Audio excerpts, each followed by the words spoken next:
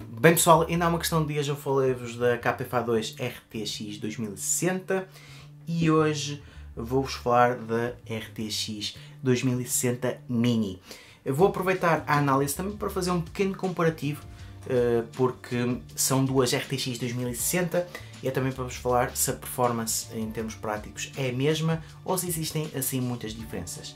Elas têm as características mais ou menos idênticas, estamos a falar de placas gráficas que em termos de core CUDA têm 1920, em termos de GDDR têm 6 GB de RAM dedicados, ao contrário das RTX 2060 Super que têm 8 GB, e em termos de interfaces as duas têm DVI, DisplayPort e HDMI.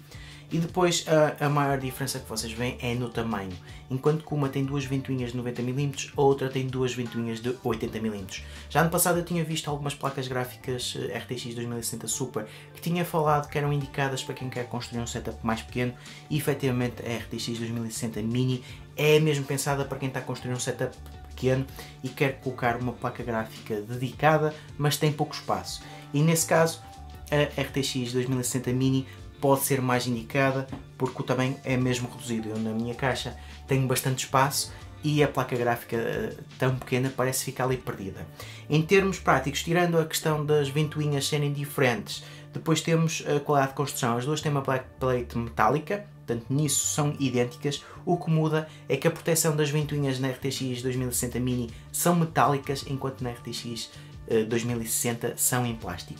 A meu ver, em termos de qualidade de construção, fica acima e claro tem um tamanho mais reduzido. Ou seja, quanto mais pequenas são, menos espaço temos para arrefecer, e claro, as ventoinhas sendo mais pequenas também deslocam menos quantidade de ar. Mas em relação à temperatura, posso dizer que esta placa gráfica RTX 2060 Mini é mais pequena e acaba por conseguir dissipar melhor o calor. Em termos práticos, eu costumo sempre partilhar-vos os resultados em termos de benchmarks, e posso deixar agora os benchmarks da RTX 2060 Mini e depois posso pôr ao lado os da RTX 2060 para vocês verem os resultados. Mas de uma forma prática vocês não vão notar quase nenhuma diferença em termos de utilização, quer seja a utilizar com overclock ou sem overclock. Pelo menos com overclock de um clique que vocês têm, podem utilizar a aplicação para fazer essa gestão. Em relação à aplicação, vocês conseguem depois gerir esta questão do overclock de uma forma fácil e conseguem ativar as ventoinhas de uma forma manual, ou seja, podem deixar controlar automaticamente ou então podem colocar em manual e definir vocês a velocidade que querem das ventoinhas. Em relação ao RGB, nesta placa gráfica não existe, como também não existe na RTX 2060. Isto é mesmo uma questão de tentarem reduzir o custo ao máximo e tirar aquelas coisas supérfluas que em termos de performance não trazem nada, mas põem sempre a placa gráfica mais cara. E também estamos a falar de uma placa gráfica que andará à volta dos $300, portanto é uma placa gráfica relativamente barata comparativamente com as RTX 2060 Super. Depois, em termos de utilização, acaba por ser como a outra. O que eu vos posso recomendar é esta placa gráfica, acaba por ser para um setup pequeno e para quem quer ter uma placa gráfica dedicada mas não vai jogar de uma forma muito intensiva.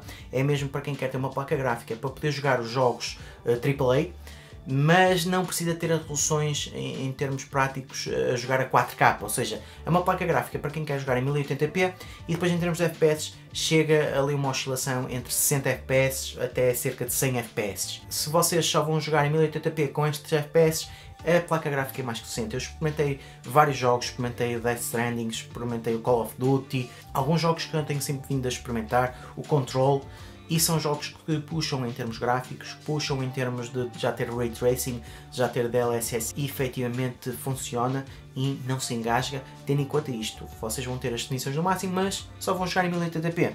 As RTX 2060 são mesmo indicadas para isso, para quem quer ter um setup mais barato, porque efetivamente não vai precisar estar a jogar em 2K ou estar a jogar em 4K e, por exemplo, até nem tem um ecrã que dá mais que 60 FPS. Portanto, nesse sentido, nem precisa ter uma placa gráfica também das melhores, basta ter uma placa gráfica dedicada que já dê para jogar os jogos, mas que assim consegue poupar um bocado de dinheiro e não precisa de ir para as mais elevadas. É claro que as mais caras, se calhar, duram-nos mais tempo em termos de aguentarem jogos que vão aparecendo, que vão cada vez puxando mais.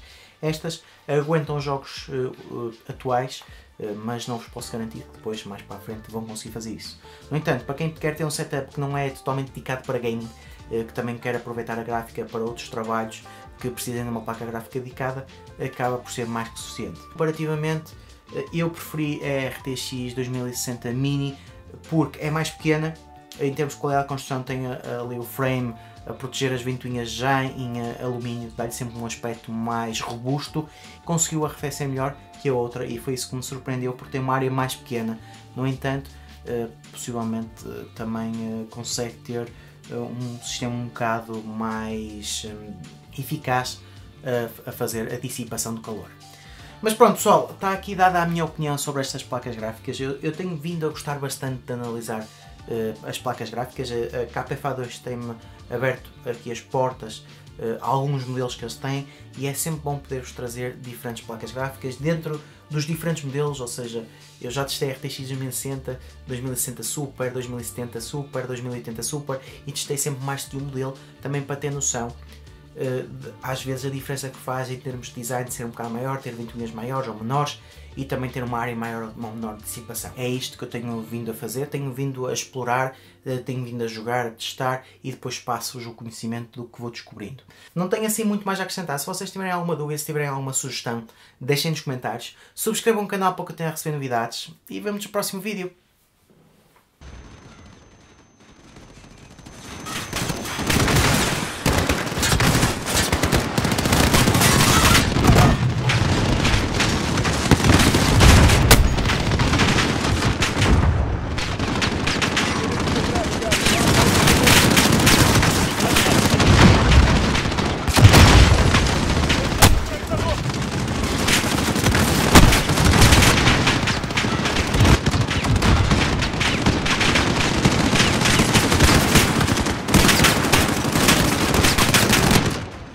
Marcam salvos pro Vante.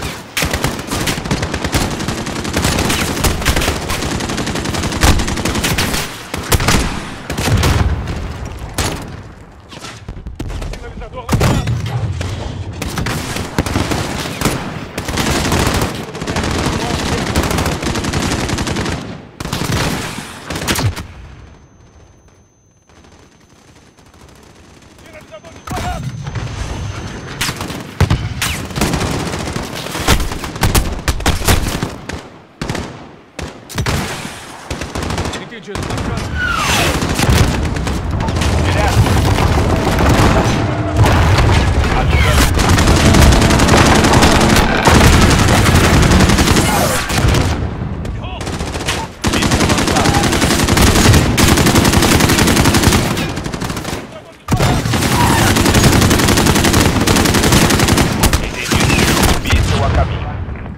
impacto!